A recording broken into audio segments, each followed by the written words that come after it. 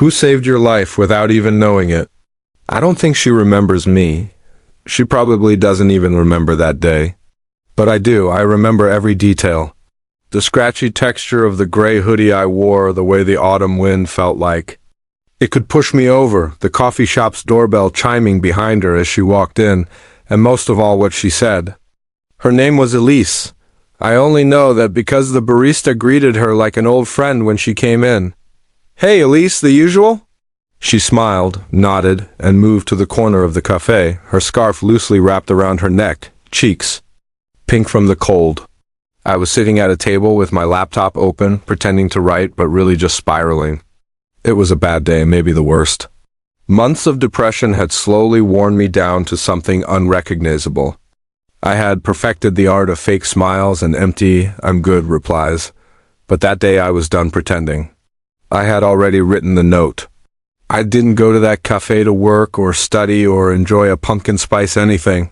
I went because it had windows that overlooked the river. I had a plan. But then Elise sat down near me. She didn't know me. She didn't look at me for more than a second, maybe just to smile politely, but then something happened. She pulled out her journal and started writing. Not typing writing, with a pen that scratched the paper so loudly I could hear it through my earbuds. After a while, I couldn't help myself. I took out my earbuds and, instead of jumping into my plan, I listened. Not to her voice because she wasn't speaking, but to her laughter. She was writing, smiling to herself, and then she laughed out loud. It was sudden, honest, and unguarded. The kind of laugh you can't fake. The kind that makes other people smile without knowing why. I stared at her.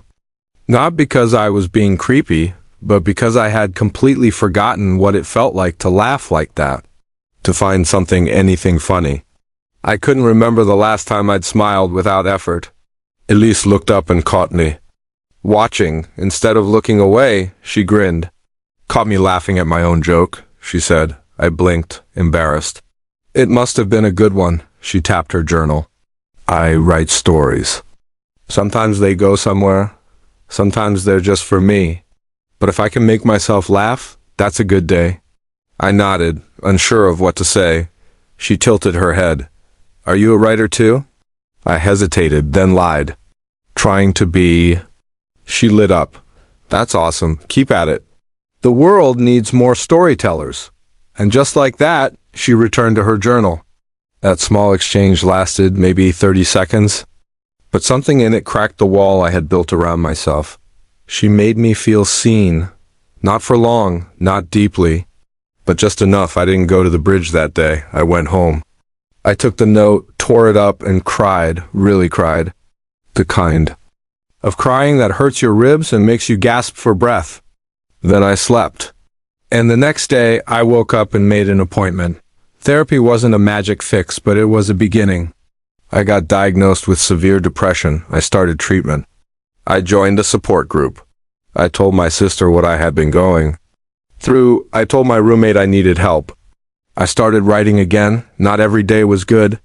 A lot of them weren't, but I held on. All because one stranger laughed out loud and talked to me like I mattered. A year later, I saw her again. Same cafe. She was with a group of friends this time, reading something aloud from a notebook. They were all laughing. I thought about going over to thank her, to say, "You saved my life." But I didn't, because what could I say that wouldn't make it awkward or strange? She wasn't trying to be a hero. She was just living, being kind. Instead, I paid for her drink anonymously. The barista gave her a free coffee and pointed vaguely in my direction. She looked around, confused, and then shrugged and smiled. That was enough. It's been 4 years now. I'm better. Not perfect, not fixed, but better. I've published a few short stories. I even spoke at a local mental health panel last year. People always ask me, "Who helped you the most?" And of course, I mentioned my therapist, my sister, my support group. But the truth is, the first spark of light came from someone who never knew my name. So whenever I hear that question, who saved your life without even knowing it, I think of Elise. Not because she gave me some profound speech, not because she intervened at the last second, but because she was human and she saw me, even if it was just for a second.